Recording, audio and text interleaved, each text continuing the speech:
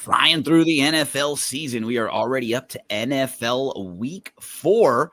Eric, I think we still have one team going into Week 4 that has not run a play with the lead, the Saints. Because going into Week 3, it was still the Saints, the Panthers, and the Chiefs.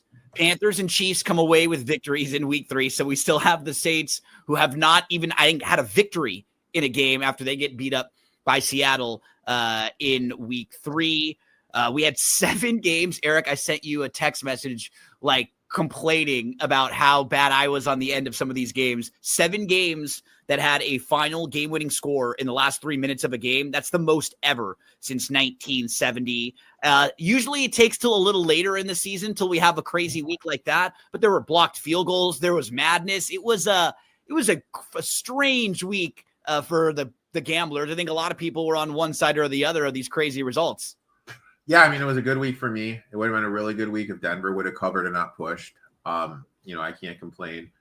Had the Jets money line, that would have been nice to get home, but this Tampa Bay voodoo is, just something, just something really, really insane when you kind of step back and kind of look at it. But yeah, there are 3 or 4 teams kind of like that right now, right? Tampa's been getting able to hit with those game-winning drives.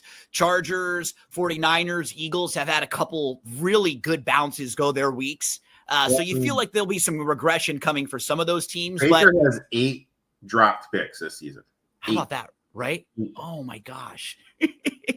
So we're going to get into all of Week 4 coming up in just a moment. The we is me, Gino, and my good friend Erik from eTop21 Sports. We want to let you all know about the Bet on Sports section of the Daily Racing Forum right now. When you go to that website, drf.com, you're always there looking when you're playing the races. Now there's a section, it's got a football icon right up in the right-hand side. And if you click Bet on Sports, it'll take you right to all of these different offers for sports books. And you can claim $5,000 in sportsbook offers. When you look at all the different offers, they compare the different bonuses you can get. They give you descriptions for each of these books and what they offer. So, Erik, that's really great if you're a player like you and I, because you want to have a few different books open so you can shop around and find the best value. Or maybe if you're someone who plays more props, you might use a different site that gives you more options on props. Maybe you're someone who plays things a little differently and you can get better value. It's always nice when you can look around for some options and just get the best number that you want. Yeah, because, I mean, you can see it. If you do this long enough, you'll find out that some books will have X, some books will have Y. You guys have one for Fifth. I think I'm pronouncing that right. That's a peer-to-peer betting exchange. Yep. That one right there. And you can find some great value on those ones too. So there's always value. And end of the day, all these cents and pennies that you do use betting, -110 versus -115, all those add up toward the end of the year. So you got to be really conscientious trying to get the best number you can possibly find. Yep, the more you play, the more those little numbers add up over and over and over. So Erik and I will do our best to try to lead you in the right direction here coming up on NFL Week 4. So, Erik, I'm going to pull up the betting odds for FanDuel, and we'll take a trip through the Week 4 games, Erik. And what do you think about this Thursday night game? It's kind of interesting because we have a couple of these really big divisional games. And I think this is one of them coming up where you'll have, 2 teams that are still right in the mix for a division. And that NFC West right now really wide open because you have the 49ers on top, undefeated, but the other 3 teams just behind, and all those teams, I think, still feel like they can win the division. This is a really big game this week. Seattle going to Arizona, but Arizona's coming off of a tough loss and a really big injury, right? With Connor, who's one of the real, I think more like a leader for their team. They were kind of disappointing last week, and they've been a little disappointing overall, but they still feel probably like the right side here as the home dog because the numbers flipped a little bit, right? I'm about to pull it up now. Where did this start, and where do you kind of see this number, Seattle at Arizona? I mean, this started at Arizona laying 2.5, but I feel it kind of moved because of Arizona last week does have some injuries to some key players in the back 4. Injury report came out a little while ago. It wasn't as bad as I initially thought it was going to be. On my live show that I do, my guest this week, Jake, is very sharp. He's on Seattle, but I'm kind of looking the other way. When we look back at the Seattle game, when we do the box score and the rewatch, not very impressive. It was basically the Saints special teams that cost them the game. 40 teams coming off a win of 30 points or more, 46% against the number the following week. When we do a little bigger thing, when they are on the road, that drops down to 45%. So, I mean, it's just the buy low, sell high of the betting market. Kyler Murray, when we look at him, thrives as a dog, 67% against the number. We look how we did against the Mike McDaniel offense last season, 65% completion percentage, 272 yards, 1 TD a game, but he did have one game where he struggled with some INTs. I think the Cardinals should have won last week. I'm expecting a bounce back here. Marvin Harrison had some key drops last week. I expect them to be a little bit more sound. When we look at Trey McBride against the Seattle defense last year in his 2 games, he averaged 101.5 yards per game, 8.5 receptions. Seahawks do have some injuries in the secondary. Cardinals DBs, the injury report isn't as bad as I thought it was going to be. They were without their top 5 DBs last game against them. Yeah, that was impressive defensively for what they did against Frisco last week. Yep, against the 49ers. Basically, Johnson is the only one that doesn't look like he's going to play, listed as doubtful. Cards invested heavy in the defensive line to battle all these NFC run-heavy teams. They limited the 49ers to only 73 yards rushing. And then at the end of the day, can you trust Darnold on the road? How good is Seattle's offense? Look, Steelers' defense has looked bad. Yeah. Like, really, really bad. And for how much as we're crapping on the Saints, they only had 320 yards of total offense. Teams that won by 29 plus in the first 7 weeks, 39% against the spread. I'm going to be on the Cards. I'm hoping to get it 2, but I'm fine playing the 1.5 as is. This game is tough for me, Eric, because I'm not going to play Seattle now, because if you liked Seattle, you probably wanted to hit them early before this number moved a little bit. You got a little bit of value on it. It hasn't really gone through like any crazy key numbers or anything, but you still lost the value on the Seattle side. I am a little concerned with Arizona in that there's something weird with Murray and with Marvin Harrison Jr. You can just see it. Like, they're not connecting the way they should. He's dropped a few times. The body language there is bad. I thought Kyler actually played pretty well last week, and it wasn't his fault. Eric, you were pointing out the drops. Marvin Harrison had 2 of them. I think there was another one that was going into the end zone that would have picked up a first down, possibly a touchdown from one of their running backs just coming right out of the backfield. And I think what also happens sometimes in the middle of a game, Eric, is when you lose a player like Connor in the middle of a game and you can tell it's a really bad injury, sometimes that does take a little bit out of the guys on your team that know, oh man, one of our key guys is done for the year now. You can actually see Kyler Murray. He got mad and like smacked his hand when he knew that Connor was hurt. Because like that's one of his main guys if they want to have a really good year. And I think that can take something away from you in one game where you just sort of lose a little bit of your oomph, like a little bit of that intensity when you just saw somebody have a really, really bad injury. I keep going back and forth because I agree with you. I don't think Seattle is as good as they were last week. I do kind of believe in Seattle's defense.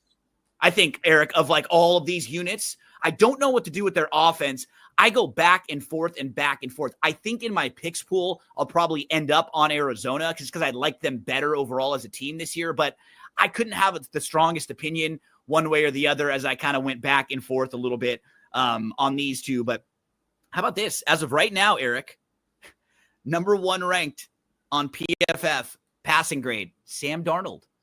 So he's at least had, for them to be 2-1, this is what they needed, right? They needed a good defense, a good special teams, and Sam just to not make a bunch of mistakes. So who knows how long that'll sustain and if they'll be more like a 500 team this year. But at least they're getting kind of the template of what they needed to be like a 500 team or a competitive team early in the season. We'll see if they can lean on that defense. I think both of these teams actually have pretty solid defenses, Seattle and Arizona, on the short week. Maybe a low-scoring game if Purdy comes back. He's a little bit banged up.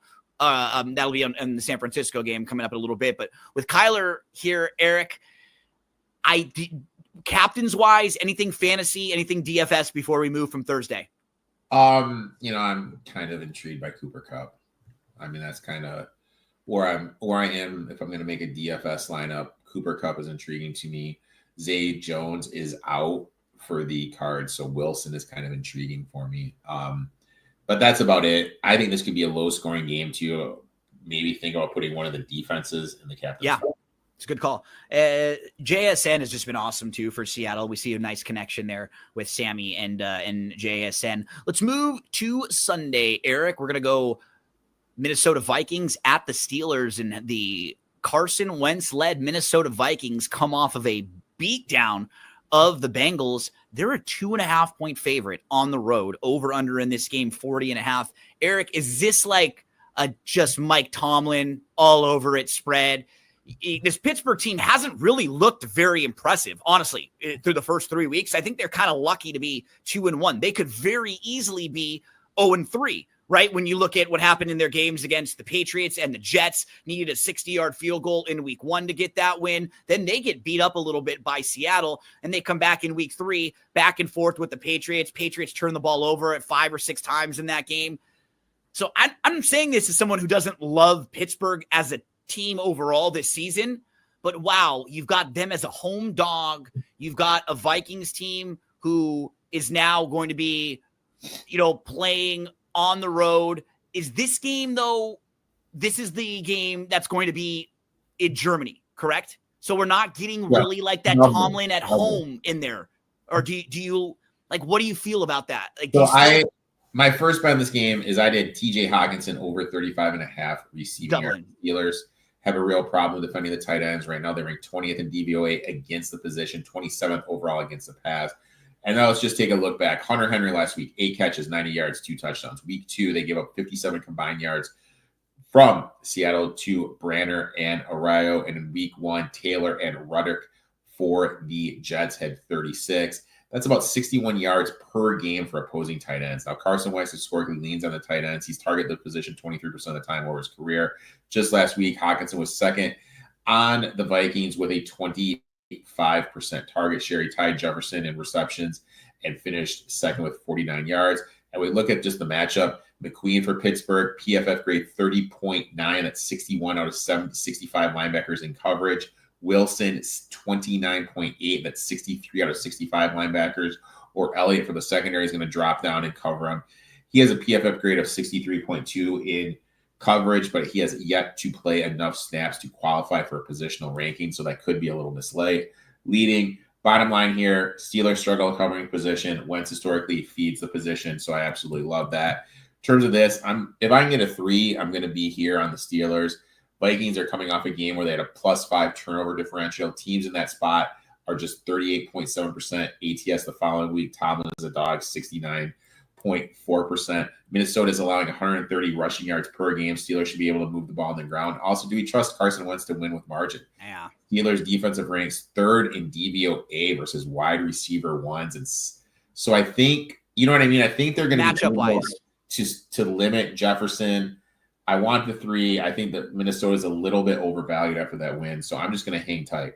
Yeah, I'm trying to play against them. Just keep in mind, too, this is that Dublin game, as Eric was pointing out. I said Germany. And so you'll get the early start on Sunday morning. And so this isn't your typical Pittsburgh at home, Tomlin as a home dog, but it's still a spot that looks like a really nice spot is if you can get to the 3, because you get that Minnesota Vikings team coming off of a week where they looked so good. They're a little overvalued right now. Even though Pittsburgh won, they still didn't win impressively. They still didn't look all that great. The one thing that concerns me about this game, Eric, if I were to play the Pittsburgh side, is just if they get after Rodgers early, like this could be a game where he gets injured or he's not able to throw the ball well because he can't really move at all. Like he's fine when there's not pressure on him, but anytime he's pressure, it's just sack, throw the ball away. And if Flores is able to send some of that strange pressure at him and they're able to get after him early on, that would be my concern if you like the Pittsburgh side. But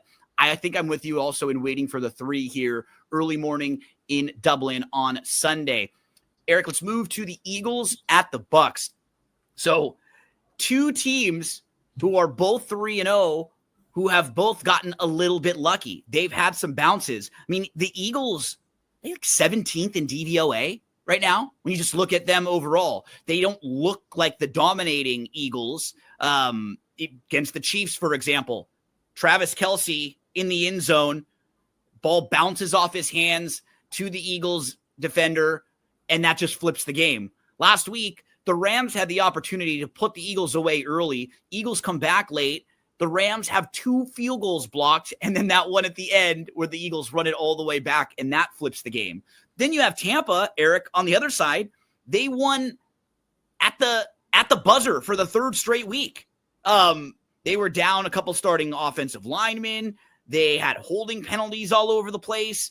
There were, I think, in the Tampa game, there were 15 penalties combined in the first half. It was just an ugly game with no flow. They couldn't really run the ball either. Bucky had 25 carries with 66 yards for Tampa. The Eagles haven't really been able to run the ball either. They lost Lane Johnson for a big period of that game against the Rams. They could not move the ball at all.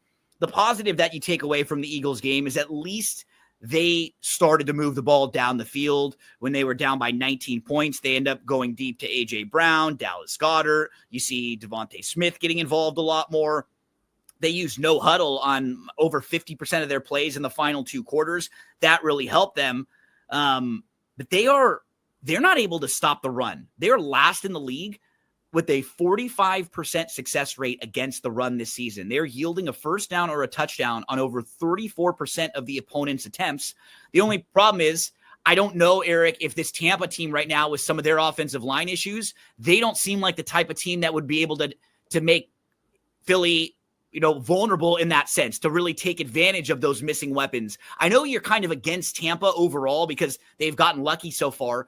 Do you like any spot in this game with these 2 teams that are probably a little overvalued right now?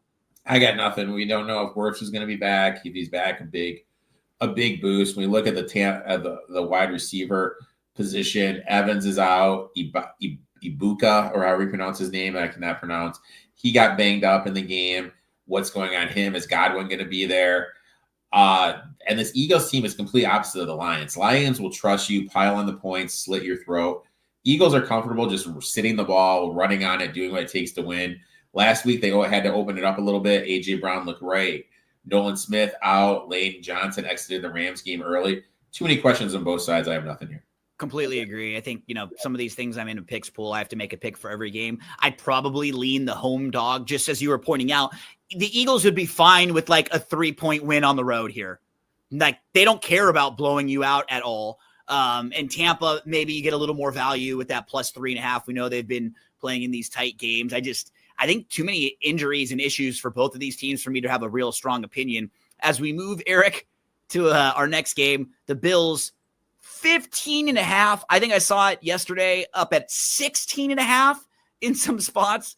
They're favored over the Saints. And while I respect a lot of what Buffalo has done so far in their offense, last week, the game was close with the Dolphins in a back and forth game. They very easily could have lost to the Ravens in week 1, and they beat up the Jets in their 3 weeks. So maybe we're seeing also that the Ravens defense isn't very good and a lot of teams can score on them. This seems like a ton of points early on. But I have a little trivia for you, Eric, because I know you like questions like this. So Spencer Rattler for the Saints, he is now 0-9 as a starter. There are 2 guys who have started 0-15 in their careers. Do you know who those 2 guys were?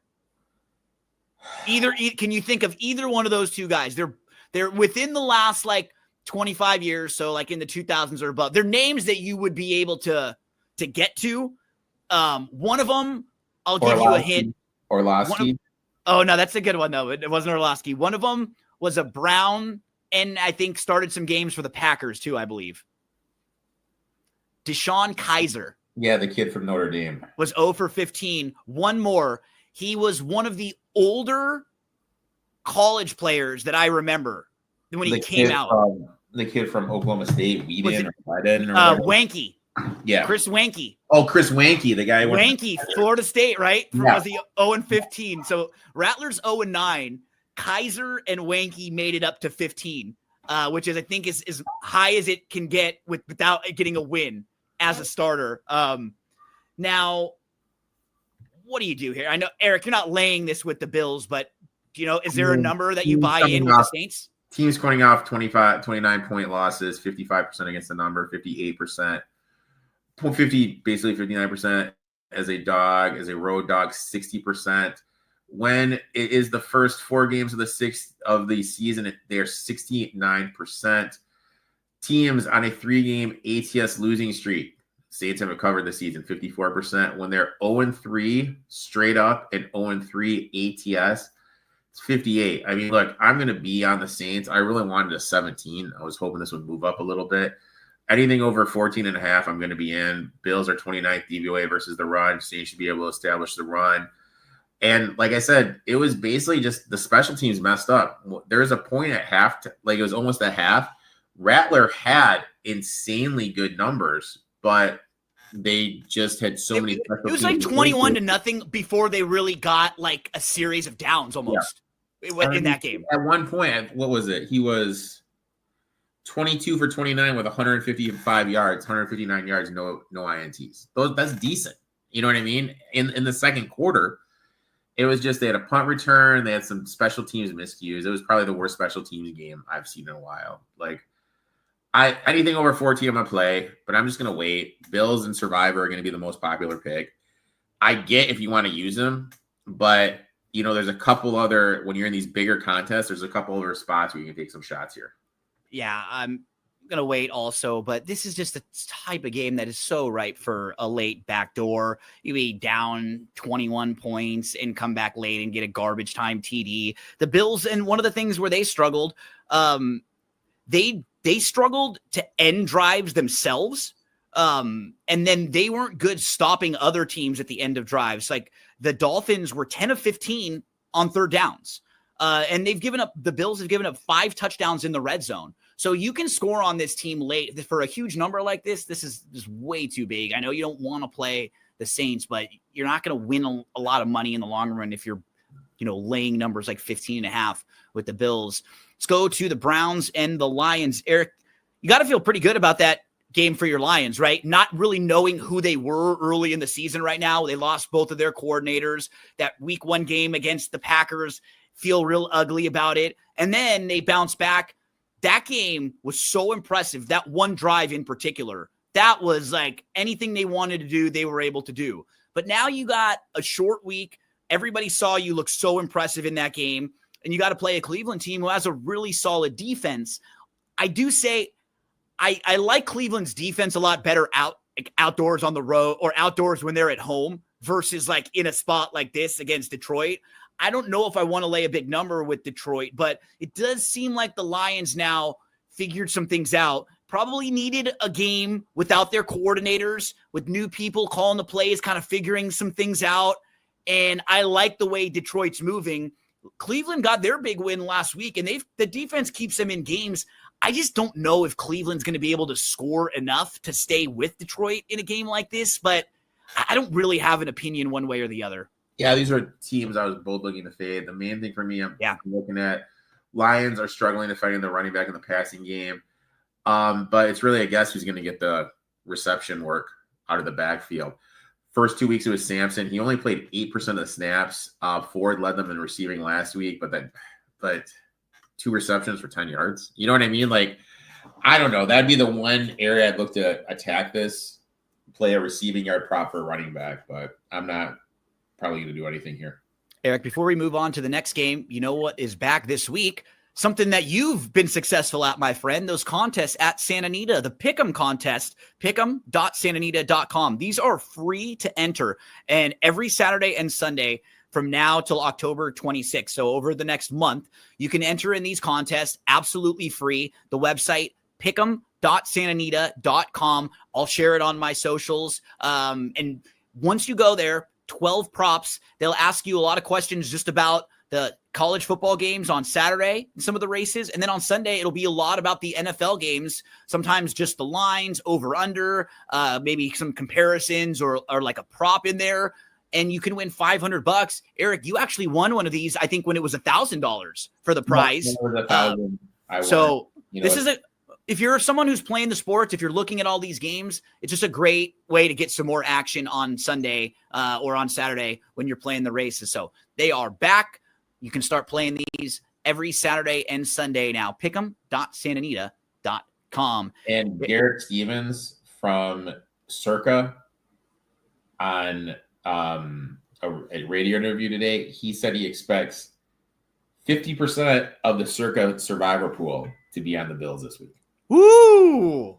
That is crazy. And we had a few survivors last week. A lot of people were on the Packers in that game against the Browns. The Jets Bucks game would have knocked a lot of people out as well if the Jets were able to win that game against Tampa.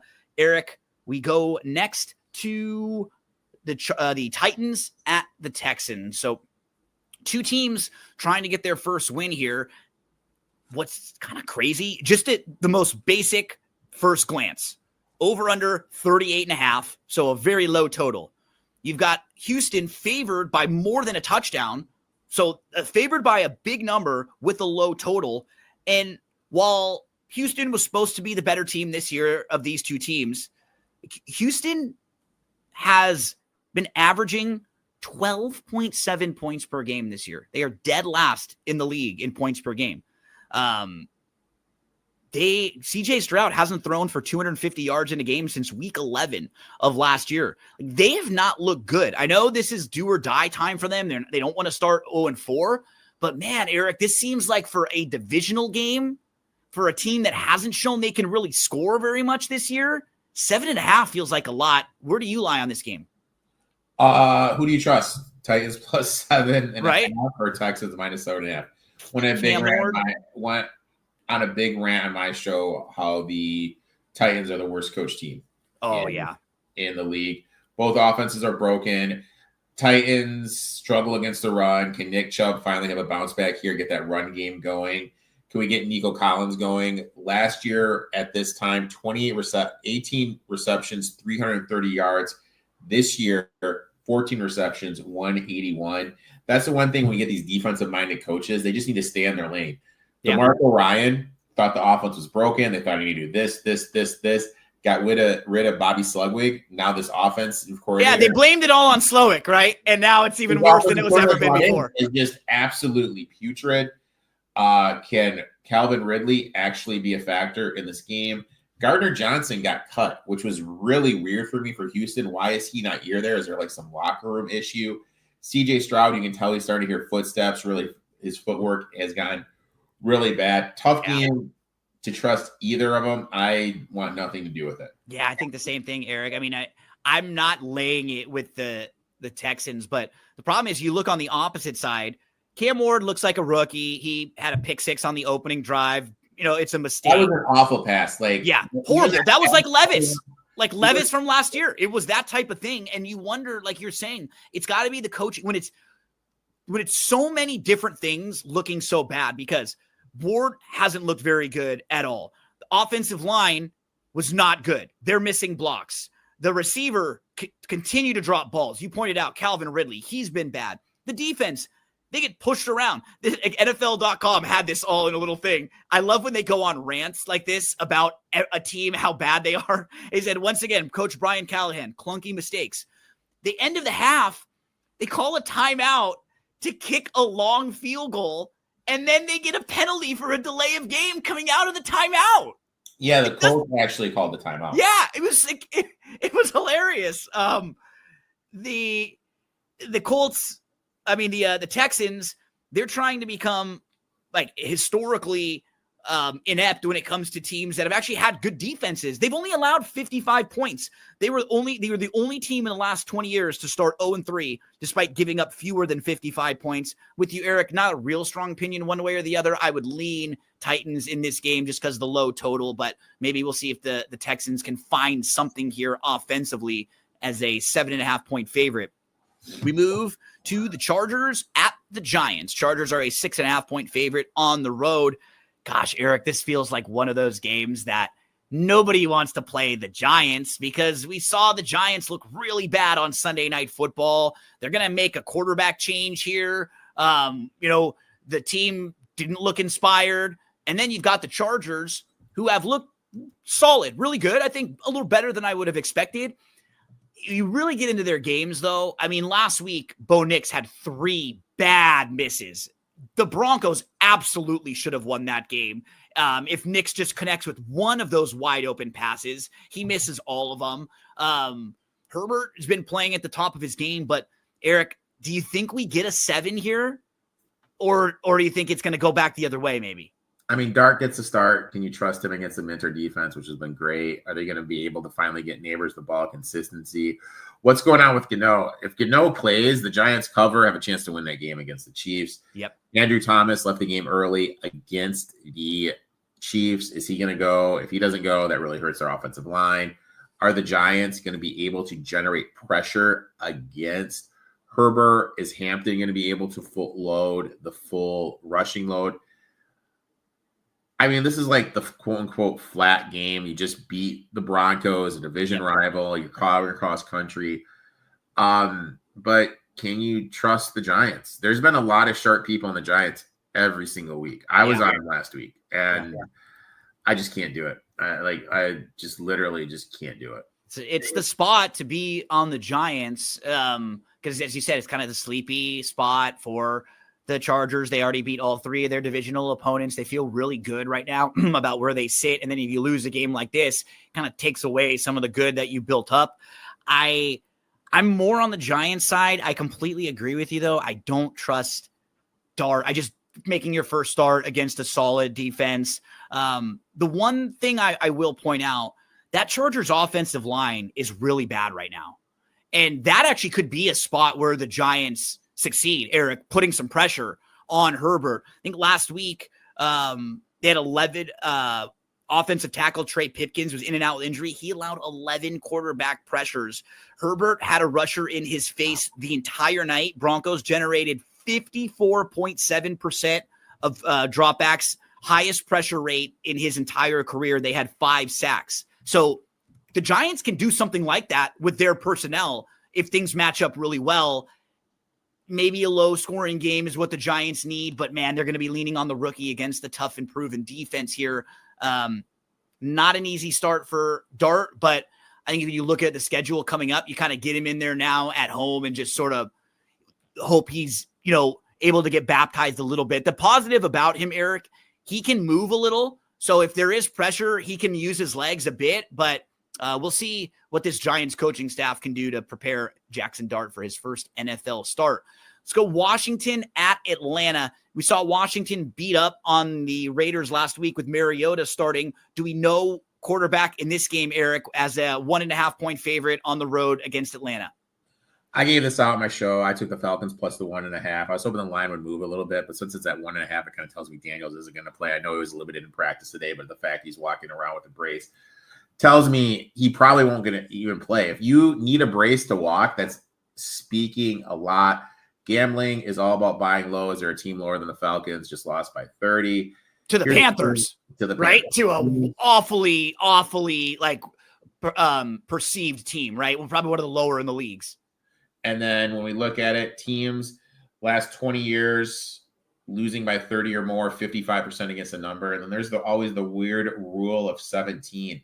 When a team lost by 17 or more is facing a team that just won by 17 or more, they cover it 60.9% of the time. The Falcons are averaging 2.7 sacks per game. Can the Commanders protect who's ever there? They have some serious offensive line issue. Terry McLaurin is banged up. He's getting a second opinion on his leg. He may not even play. AJ Terrell could be back from his hamstring injury. Would really boost the Atlanta secondary. When we look at Washington's back end, 96 out of 102, 91 out of 102. This back end of the defense is brutal. Penix and London bounce back. I think it's going to happen here. Commanders are giving up 100 yards rushing, 4.2 yards per carry. Bijan Robinson should be able to get it going on the road. Teams coming off shutouts that are underdogs, 62% of the number. Dan Quinn, 41% gets the number as a favorite. As a road favorite, 32. Everything is pointing to the Falcons for me. Yeah, I'm on the Falcons with you as well, Eric. And I think for Washington, every game they win is sort of a game you buy another week for Daniels. Like every time you win a week, it's almost like, okay, cool. Let's give him another week and just make sure he's really healthy, because this team is only going to go as far in the playoffs and have a legitimate chance to win big games if that guy is 100% healthy. Mariota's a solid backup, so take him week to week, best that you can. Wait till Daniels is completely healthy. Atlanta is so undervalued right now. I hope we just get a steady dose. This would be one of those games where you could look at if you want to go against the grain and don't use Buffalo. Maybe the Falcons may not be a bad play, because I mean, it's born, so they're going to have to win the game anyway. So just a thought. Yeah, not bad either. You want to zig when a lot of people are zagging. We move next, Eric, to Carolina at New England. Carolina comes off of a big victory last week. Everything's all came together for them. New England, they looked really bad, and they've been one of the teams early in this season that has been just disappointing and underwhelming. They could easily have kind of lost or won their games. They've kind of been either or games. They had 5 turnovers and an unofficial 6th when they got stopped on 4th down in the final minute. May will look good. Then he will have a crazy play or two. Lost a fumble, threw a pick. Stevenson fumbled a few times, one of them at the goal line. You have the Panthers, who played much better overall. Bryce looked good. 30-point win was their largest win since week 14 of the 2025 season. I don't really know what to do in this spot, though, Eric. Like, I don't want to play and back the Patriots to win with margin. I'm not quite sure if I'm there yet with Carolina. This one's probably a stay away for me. How about for you? I don't know here. I mean, teams coming off 30-point wins, 46% against the number, when they're dogs, 48.5. Panthers allowing 137 yards per game.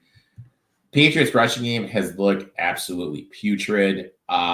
If you want to do something in the millionaire maker, use Trayvon Henderson. I mean, I think they're going to give him a little bit of a run, but he doesn't have any breakaway speed. I don't trust either one of these teams. I think both these teams are a little putrid. I want nothing to do with either one. Yeah, these might be 2 of the bottom 5, just from what we've seen. And New England was supposed to be a lot better this year. A lot of it because of their schedule. You know what I mean? Well, it was their schedule, I think, because I feel like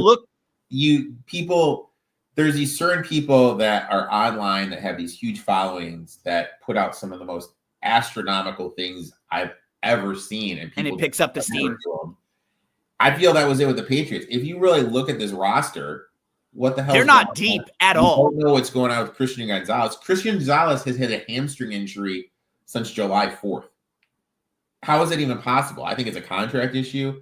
This team that all these self-proclaimed sharps that do stuff on Twitter is not that good at all. And to trust them to win with margin, I don't want a piece of. But I don't trust this Panthers team either. I think they're bad too. Yeah, so I'm staying away from this one, Eric. We move to Colts at Rams. 2 teams have had good starts to the season so far. Colts are 3-0. Rams are 2-1, should very easily be 3-0. The last week, you just don't see teams have their field goals blocked on back-to-back.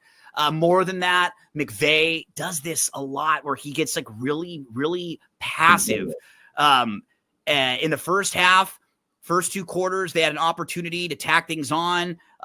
They got stuffed on a 4th and short for a turnover on downs near midfield. They had 2 fourth-quarter field goal blocked. Then there was another time where they had short field goal in the red zone. It just, like, you can see sometimes he gets a little anxious and he's not exactly sure what to do. And they're not great in the short down and distance situations.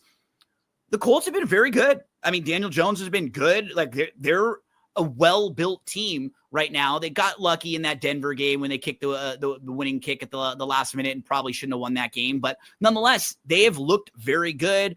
They want to run the ball. They have, some nice playmakers. They have some nice weapons. How about this? They have 103 points through their first 3 games. That is tied for second in team history. No Peyton Manning team ever had that many points in their first 3 games of a season, which is kind of crazy. And Indiana Jones does. Rams had a 96% post-game win expectancy in that one last week. What do you do here, Eric, with the Rams as a 3.5-point favorite over the Colts? Can Jones deliver in back-to-back games? And the Rams stopped the run, allowing 133 yards per game, 18th DVOA against the run. Can the Colts secondary, especially Howard, graded 98 out of 102 in coverage, hold up? That was the thing with the Titans. Why the hell weren't you peppering Howard? Howard is god-awful in coverage. You got to think McVay is going to make it a focal point to attack him. Nakua thrives in zone coverage. Could be a spot to look for his overs. Include him in your lineups. In terms of sides, I want nothing. You can't really take a Puka Nakua receiving prop because it's going to be upper 80s. So yeah. If this gets to 3, hey, I'm going to be in the Rams. If the Colts get the ball first, drive down and score, and this ticks down in the live market, I'll look that. But I'm not going to do anything pre-flop. I don't think there's a whole lot of value either way right now. I agree with you. If this was 3 or below, I might lean on the Rams, but coming off of a loss like that, sometimes it does a little, you can come out a little bit flat. They got up for that game last week against Philly. It was a big game for them. They were dominating that game early, and then it's so deflating the way they lost. We'll see if they can bounce back this week, and maybe the Colts can keep their early season good mojo rolling. We move to Jacksonville at the 49ers. Is this going to be Purdy coming back this week, Eric? We have no idea what's going on. Purdy's going to try to go. My guess is he's going to go. Because Jones got hurt, right? Yeah. The bigger thing is what's going, like the pass rush. No Nick Bosa. Bosa's done for the year, right? Yeah, Bosa's done. How are they going to be able to get to Trevor Lawrence and make him uncomfortable? And I'm going to say this. Trevor Lawrence has been the least impressive since he's been drafted and people appointed him the next Andrew Luck. Liam Cone seems honestly disgusted with him. Yeah. And I think overall with that, like Lawrence, it's funny because I'm not going to stick up for him at all. I agree with you, but he's been bad and the receivers have been bad. Like Brian Thomas, they're dropping all over. It's really bad. My big thing when I did the preview for the whole South, and I was like, if you just looked at Brian Thomas's numbers when he was with Trevor Lawrence wasn't throwing him the ball. All his stuff came with Mac Jones. So again, I just don't understand when you have that hard of data half the season, how people were betting Brian Thomas overs, betting Brian Thomas to lead the league in receiving, taking him in fantasy. And so I don't get that at all. Hunter, they're using more on the defensive end. Now they really don't have like another playmaker on the outside. They're using Etienne a lot. Their running game's getting going. But in terms of side, again, how can you take anything? Pearsall missed practice. If Pearsall doesn't play and Jawan Jennings is banged up, I mean, is this going to be a 30-touch McCaffrey game? And you can't do that because he's on pace to have the most touches ever right now. So you're going to have to back off him because of his injury history. So I don't know. Weird game. Again, this is something I'm really going to look forward to betting.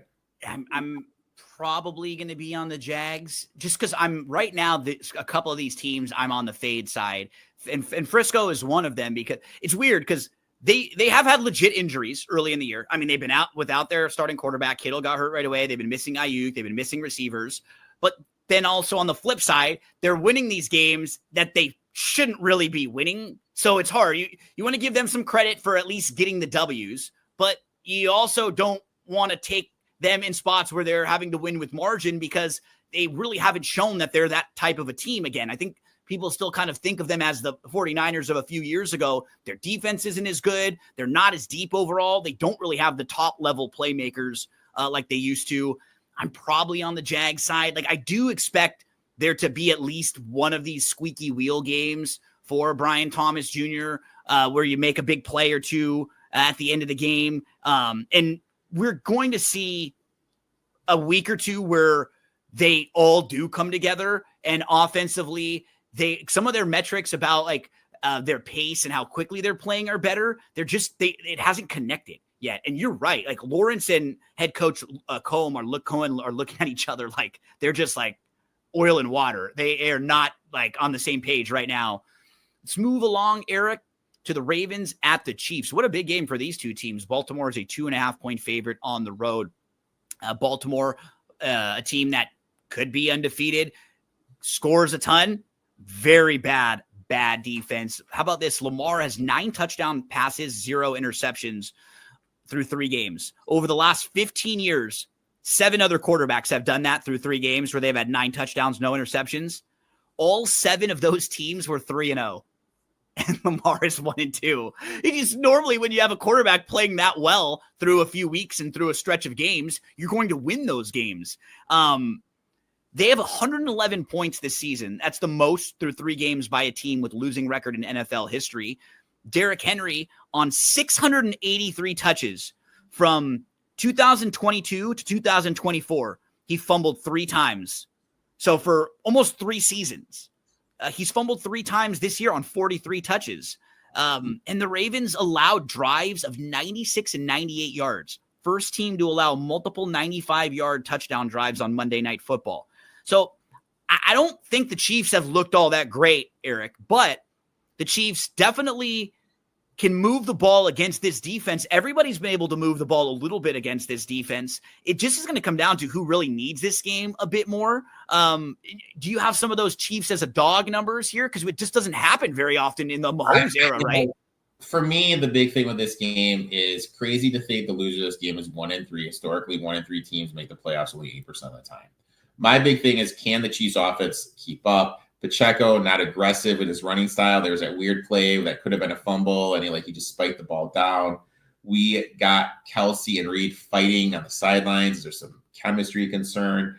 Ravens were dominated at the point of attack. Can the Chiefs replicate that? When no Madubuike for the Ravens, they struggle stopping the run. Teams run in the middle of the field. 2 yards more per game. He's already been ruled out. Derrick Henry hasn't looked himself. He has the fumbling issues. Age is starting to catch up to him. Questions, is Worthy going to play? If he does not play, the offense is very limited. I'm not touching either side. If the Ravens get to 4 or higher, maybe I'll look at the Chiefs get to 7. I was able to get the Chiefs at +7 against the Eagles live mid-game. So, live market, it's really easy to find value. So if it's not there, you can wait, or you just pick a spot that you like a little bit more. The Chiefs feels like the more of the side here. You wonder if there's going to be a game where the offense doesn't quite flow as well for Baltimore, and the Chiefs may get one of their playmakers back this week, as you point out with Worthy. And it looked like they figured something out with Thornton last week, so he could have a big game. I'm trying to wait a little bit for that number, because I agree with you. If a Chiefs popped at a 3 and it went to 3 or above, yep, I jump in, or I wait to live and bet that one. 2 teams coming off of completely different games. You've got the Bears at the Raiders. Caleb Williams looked very good, but I think now, Erik, with sample size, we're starting to understand that might just be a Dallas Cowboys defense thing, because everybody looks very good against the Dallas Cowboys defense. The Raiders did not look good at all against the Commanders last week. And now that's been a couple weeks in a row for the Raiders where they just haven't really been in the game all that much. They are a slight home favorite in this one, looking at 1.5 on the Raiders side here, over under 47.5. What do you want to say about this game? I love the Raiders here. They're one of the teams I'm seriously considering for the survivor pick. Cowboys moving the ball on the Bears last week, 4 turnovers.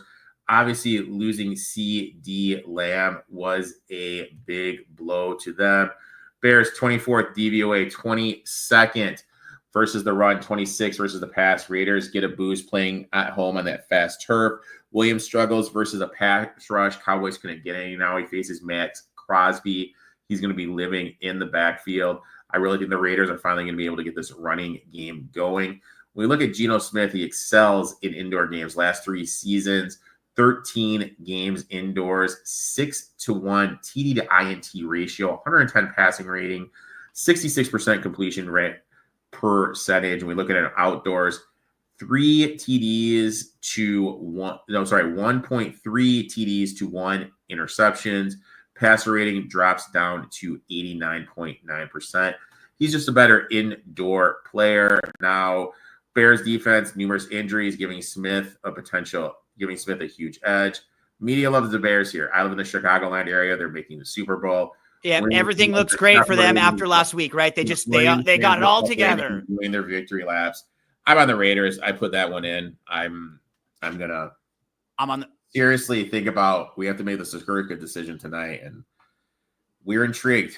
We're intrigued by him. So I'm on the Raiders too, Eric. One thing we may want to keep an eye on is playing against teams the week after they played Dallas, right? Because they look so good against Dallas. And if you think about the 3 weeks so far, week 1, Dallas played the Eagles. Eagles come back in week 2 against the Chiefs. They don't look that great against the Chiefs. They're not moving the ball nearly as well as they did against Dallas. And that game flipped on that one play. Then week 2, Dallas plays the Giants. The Giants look incredible. Russell Wilson's lighting them up. And then the Giants come back and don't look as good the week after, and they're a little overvalued coming off that game against Dallas. And it might be the same thing this week with the Bears, where, like you said, everybody's excited now about Caleb Williams. I think for his progression, having a game against a team like Dallas was great. He needs a few of those games to just get confidence and build it up. But I don't think that means they're just automatically here to stay and to be like a perennial offensive powerhouse. Give me the Raiders as the slight home favorite here. We move to the Packers at the Cowboys. Eric, we have Green Bay as a 6.5-point favorite on the road against Dallas, who has just been miserable. They are number 32 in defensive DVOA, 31 in EPA per play, number 27 in defensive success rate. They have allowed 12 25-yard pass plays in the last 2 weeks.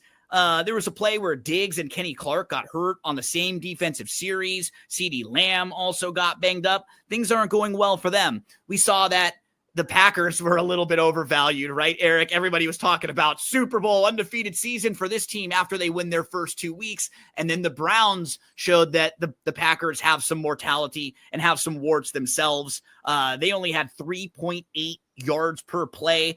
The Packers are averaging 9.3 penalties per game, which, I mean, for a team that's supposed to be really, really good and has to win with margin, that's not something that you like to see a team so many penalties. And also, Eric, they're not creating turnovers. Last year, the Packers were 4th with 31 takeaways. They had 17 interceptions.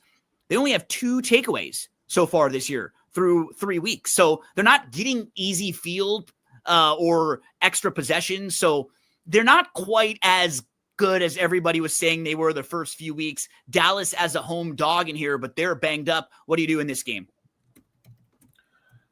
I want 7. If this gets to 7, I'll be on Green Bay. Obviously, the Parsons revenge tour. Everyone in their aunt's going to be betting to get a sack. Packers have some serious offensive line issues. Pickens is in line for a huge game here with the Packers back 4. Packers are kind of lacking weapons with no Jalen Reed. Matthew Golden looks small and slow. Tucker Kraft is banged up.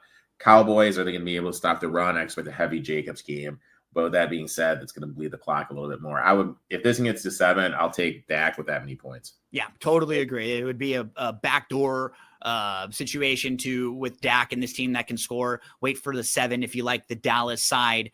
We move to the Jets at the Dolphins, divisional game here for a couple teams that are trying to get a dub here, Eric. The Jets look really good in week 1, and then Fields got hurt, and it didn't look quite as good the next couple weeks. You have a Miami Dolphins team who actually played much better last time we saw them against the Bills, so they get a little bit of a mini bye here. It's getting to the point now for Mike McDaniel where, a couple more losses, he's probably done so. He's on the hot seat.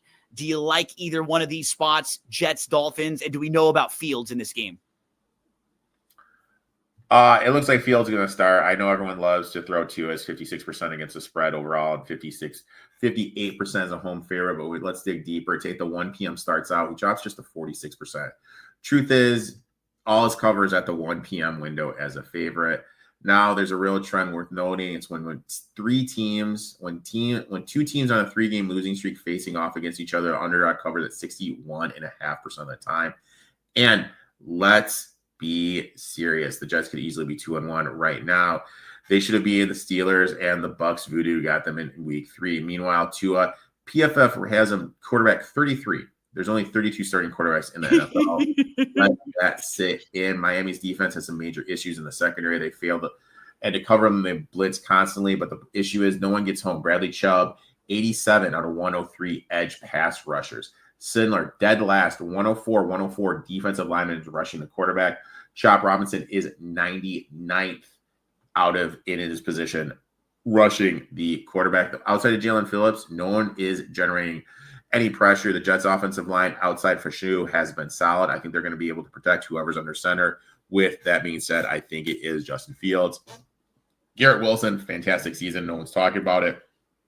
He's going to be matched up against Stevens in the back, and he can't cover him. In fact, no one else on Miami's back end is going to be able to stop him. 31st DVOA, pass defense 31st.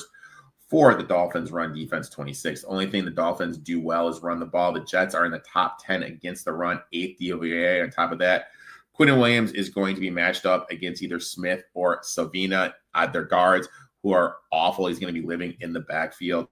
Miami ranks 19th DVOA against opposing wide receivers, another big edge for Wilson. And when you look at the sidelines, the Jets to me look engaged. Aaron Glenn is doing the uncle strut walk when they scored. The Dolphins to me just look going through their motion. I have no idea what they're going through. Waddle isn't getting the ball. Offense is out of sync. For me, it's simple. Jets could easily be 2-1. If that's their case, what would this line be? They would probably be favored. I'm getting a field goal with the dog. I'll take the Jets here +3. I'm on the same with you. I think Miami is one of the worst teams in the league. And I think we just feel a little bit better about some of the positives on the Jets side right now. End of week number 4 will be Monday night. The Bengals at the Broncos. Broncos a 7.5-point favorite because the Bengals just got destroyed. They were down 34-3 at halftime in that game where Browning just looked really, really bad. He was under pressure the entire game. They could not run the ball at all. Denver should have beat the Chargers. And Denver, honestly, while they didn't look that great in week 1 against the Titans, they should have won their next 2 games against the Chargers and against the Colts, where the Colts needed a last-minute field goal to beat them. So the Broncos and the Patriots were 2 of those really buzzy offseason teams, and both of them have started a little bit slow. I'm not sure what to do here, Eric. And it just feels like way too much for Denver right now because their offense hasn't looked that great. I'm just not sure if I'm going to trust Browning on Monday Night Football and this offensive line for the Bengals. I love the Bengals here, huh? This is your spot? I got the 7.5. What's gambling, buying low, selling high. Teams coming off a 30-point loss, 55 against the number. A dog, 60. Road dog, 61. Teams getting 7+ points in the first week, 54 against the number. Teams coming off a 5-turnover game, 56. Broncos play man coverage. Higgins and Chase excel against it. Everyone talks about how good Surtain is. No one realizes he's PFF graded 56 DB. He is having a down year. Nix has regressed. Tape shows what he's going to do. Defenders are limited. I talked about Tua, right? Bo Nix is PFF graded 36 out of quarterback. He is graded the worst quarterback, missing wide receivers on routes. This could be a bounce back game for Chase Brown. Broncos 31st DVOA opposing running backs in the passing game. Broncos only 14th DVOA in defense, still in the middle of the pack, but nowhere near what people expect. Peyton making some odd choices. Do we trust Nix to win with margin? Broncos line. It's just, do we trust the Broncos offensive line to protect Nix? I don't know, man. To me, this just screams take the Bengals. Take the Bengals. I got the Nobody wants to play them after everybody saw how bad they looked in that game against that's one of the Vikings. Isaiah Rodgers, who's done nothing, gets PFF graded 99. You have 5, the highest grade ever, I think, by a defensive player. It was a game that was a perfect storm and these are the games where you're supposed to play the team after a week like that. It's just very basic, right? Not every single situation, but most of the time you're supposed to play that team. And it's in this spot where you have a Broncos team who's now going to be favored by a couple extra points because of how bad the Bengals looked last week. Eric, we finish up NFL Week 4. Thank you so much. We went a little quicker this week just because I have another show to record right after that, but we still got everything in, and we're going to be following you at ETOF21 and at ETOF21 Sports all over the place. We will look for a best bet from you for college and then one for the NFL this week. You've been giving us videos for DRF Bet on Sports section. So thanks so much, buddy. Good luck to you this week, and we'll talk again next weekend. Best of luck, man. We'll talk soon. Good luck, everyone, and make sure you head on to drf.com and click on the Bet on Sports section.